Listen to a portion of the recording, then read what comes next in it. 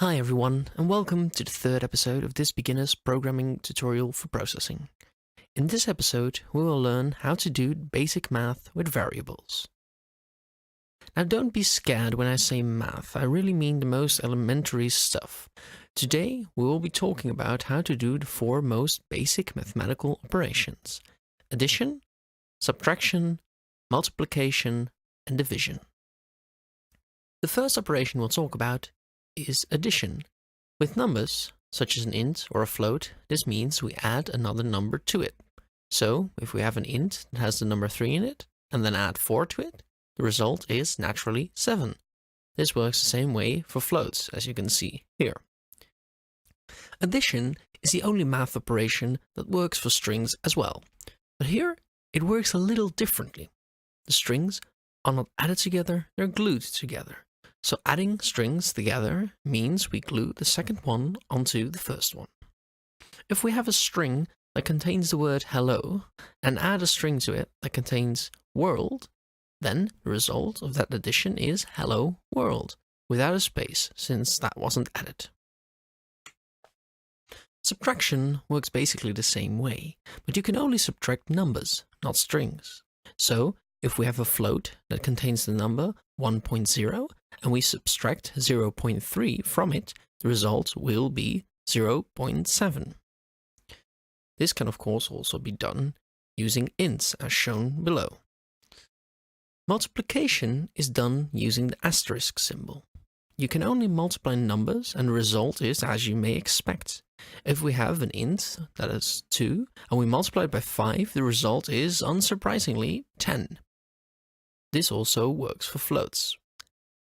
Now, the division operation is done using the forward slash symbol and probably won't surprise anyone with its behavior. For example, we have a float that holds the number 2.5 and we divide it by 5.0, we get the result 0.5, and the same can be done with integers as shown above this example. It is useful but not necessary to know that the mixing of number types needs to be done with extreme care. Whenever a float is present in any operation, the whole result will just be a float. So if we divide the number 10 by 5.0, the result will be 2.0 and not just 2. This is a floating point number and therefore will not fit into an integer variable. So remember, 2.0 is not the same as 2. The result of an operation is not automatically stored in the variable. You have to do this manually. So, let's say we create an integer in which we store our age, which was, as we said in the previous episode, 100. Now we want to add 1 to this integer. We could have, of course, just assigned 101 to the variable in the first place, but then we do the math ourselves. We want the computer to take whatever is in the variable, add 1 to it, and then store it back. You can see this in the example above. Now, I think this is a good point to start testing this in the processing code editor. Let's once again make an integer variable that holds a starting age. This time, I'm going to start it with a value of 42. Let's also add a print line immediately below it so we can see, if we now run it, that indeed the variable holds the number 42. Now let's add 1 to it and assign it back to the age variable. So let's start with the age variable. I want to assign to it, with the equal sign, the value of what is currently in age plus 1. Now if we write another print line below this and run the code, we see in the console that first the number is 42 and then the number is 43. Now we can do the same thing with subtraction if instead of adding 1, we subtract 1 by changing the plus to a minus. We see now that if we run this example, that first the age is 42 and then it is 41. Let's make another example with myLength. Let's create a new floating point number that we'll call myLength, and in it we store the number 1.79 initially. Also, let's add the same print line statement. Now let's say I want to calculate what double my height is and store that back into the same variable. We basically do the same thing as we did with age. Let's create a new line. We'll assign the result of this operation to myLength, and the operation is myLength multiplied, which is an asterisk, by 2. Let's also add a print line below this to see the result before and after the operation.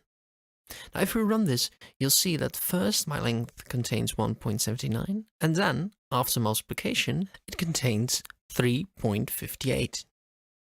Once again, if we want to divide instead of multiply by 2, we can do this easily by swapping out the asterisk for a forward slash. And now we're dividing by 2, and thus, if we run this code, we'll see first the starting value of my length, 1.79, and then half of it, which is 0.895. Of course, you cannot only add a number to a variable. You can also add two different variables together. For example, like this. Let's make an integer, a, that holds the number 4, and then another one, b, that holds the number 5. Now we make a third integer called sum. That will hold the sum of these two variables. So it equals a plus b. And of course, don't forget your semicolons. Now if you print this, you will see that indeed sum is 9, as we expect. Now in the beginning, I talked about adding two strings together, since that was the only math operation you could do on a string. Let's do that now. Let's make two separate strings, name and surname, and add them together in a new string that we'll call full name.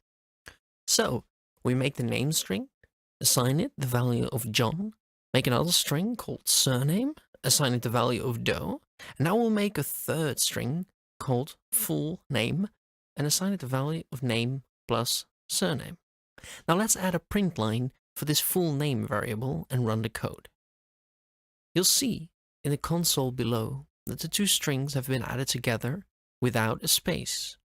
We could fix this by adding a space at the end of the name or the beginning of the surname.